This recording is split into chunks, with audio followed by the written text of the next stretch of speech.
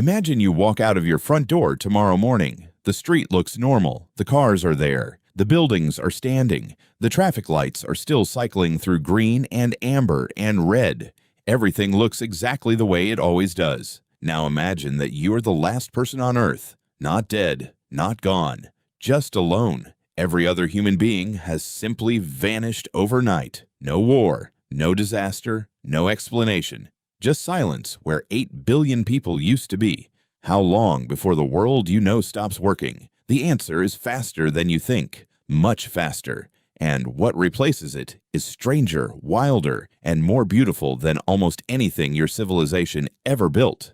Within the first hour, things begin to fail. Nuclear power plants, which require human operators around the clock, start losing their cooling systems. Within days, without anyone managing the rods, dozens of reactors across the world begin to overheat. Some melt down. Fires start. Clouds of radioactive material drift across continents. It is one of the first and most immediate consequences of your absence. The most powerful energy technology your species ever built becomes, almost instantly, a source of destruction the moment you stop watching it. Within the first week, every domesticated animal that cannot fend for itself begins to struggle. Pets locked inside apartments. Livestock confined to industrial farms with automated feeding systems that run on electricity that no one is maintaining. Billions of animals dependent on human infrastructure face starvation or suffocation within days. The ones who escape, and some do, begin something extraordinary.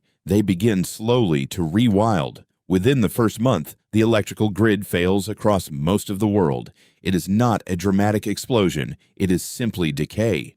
Transformers overheat without maintenance. Substations fail. The lights go out city by city, country by country, until the entire planet is dark at night for the first time in over a century. Satellites in low orbit begin to degrade and fall. The internet, which required vast physical infrastructure to function, simply ceases. Every digital record your civilization ever created, every photo, every film, every book stored only in digital form, begins its slow disappearance. This is the part that is hard to sit with.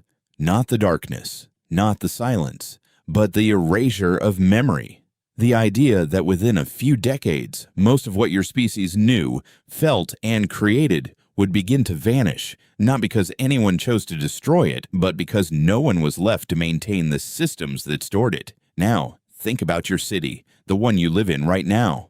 Within the first year, nature begins its reclamation. Seeds that have been waiting in the soil, some of them for decades, begin to germinate in the cracks of sidewalks and roads. Moss spreads across concrete. Vines climb walls. Small mammals move into abandoned buildings, nesting in the insulation, chewing through wiring. Birds colonize rooftops. In warmer climates, vegetation advances visibly within months. In a single growing season, the edges of cities soften. The hard line between the built world and the natural one begins to blur. Ecologist Eric Dinerstein at World Wildlife Fund has spent decades studying how ecosystems recover when human pressure is removed. What he and others have found challenges almost everything you think you know about nature's resilience. Ecosystems do not simply return to what they were before humans arrived. They become something new. They reorganize around the species that remain. They find new equilibria. They surprise. Within 10 years, the highways that once carried millions of cars every day become corridors for wildlife. Deer, foxes, wolves, where they still exist, begin moving through urban areas that were once impassable. The noise that had kept animals out for a century is gone.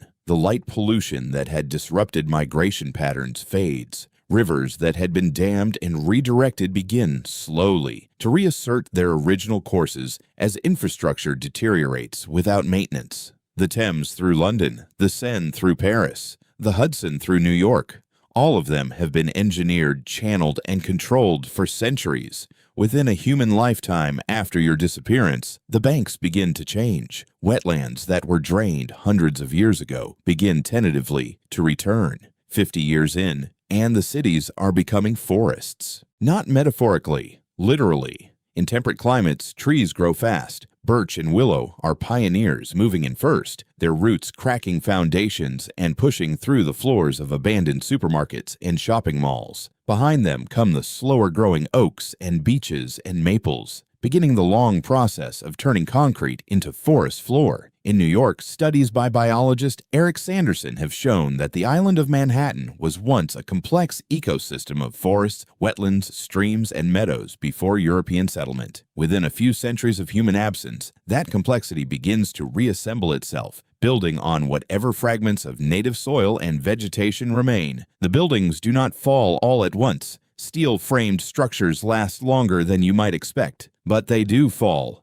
Water is the great destroyer. It enters through cracks, freezes, expands, weakens. Pipes burst without maintenance. Basements flood. Foundations shift. One by one, over decades and centuries, the skylines come down. The tallest buildings are often the last to go, their steel frames rusting slowly, their glass shattering floor by floor as the structures twist and settle. Archaeologist and science writer Alan Weisman, who spent years modeling exactly this scenario, concluded that most modern cities would be unrecognizable within 500 years. Not ruins, forests. The buildings would be beneath them. But something survives. Something always survives. Stone lasts. The pyramids at Giza, already 4,500 years old, would still be standing 1,000 years after you vanished. The Great Wall of China, built to last, would be visible for centuries. The concrete of the Roman aqueducts, some of which are already 2,000 years old, would outlast the steel of the 20th century by a considerable margin.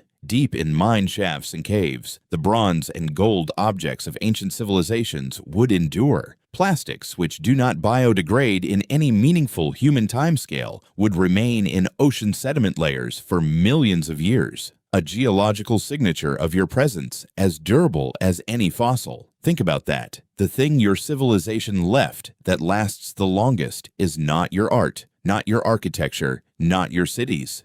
It is your garbage. 1,000 years after your disappearance, what does Earth look like? The radioactive zones around failed reactors have, in most cases, been slowly reclaimed. Chernobyl, the site of the 1986 nuclear disaster, became an accidental wildlife sanctuary within decades of human evacuation. Wolves, lynx, wild boar, brown bears, and over 200 species of birds returned to the exclusion zone within a generation of humans leaving. The radiation remained. The animals returned anyway. Life, it turns out, finds a way through levels of disruption that would destroy human civilization entirely. 1,000 years out, the forests of Europe and North America are deep and old. The megafauna that your species hunted to extinction, the mammoths, the giant ground sloths, the cave lions, are still gone. Their absence has shaped the ecosystems that grew up without them for tens of thousands of years. But the wolves are there. The bison, where small populations survived, have spread. Elephants in Africa have expanded their range without the pressure of human settlement and poaching. The oceans, freed from industrial fishing, are rebuilding their food chains.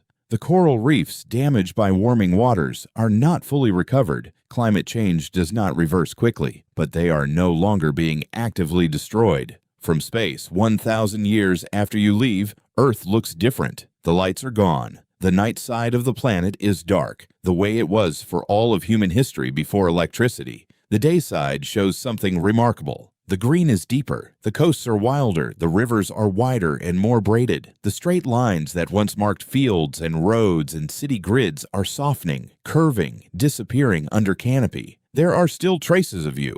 There will always be traces of you. The carbon your industries released into the atmosphere will alter the climate for thousands of years. The isotopes from your nuclear tests are embedded in the geological record. The plastics are in the sediment. Your species passed through this planet and left a mark that will be readable in the rock for millions of years. But the living world, the forests in the oceans and the rivers and the animals, they are doing what living things have always done. Through every extinction event, every ice age, every catastrophe this planet has ever thrown at them, they are adapting. They are filling the space you left. They are becoming something you never saw and could never have predicted. And somewhere in a forest that used to be a city, in the ruins of a building that used to be a home, A bird is singing in a tree that is growing through what used to be someone's living room floor. It does not know you are here. It does not need to. The world was never yours to keep. You were only ever passing through.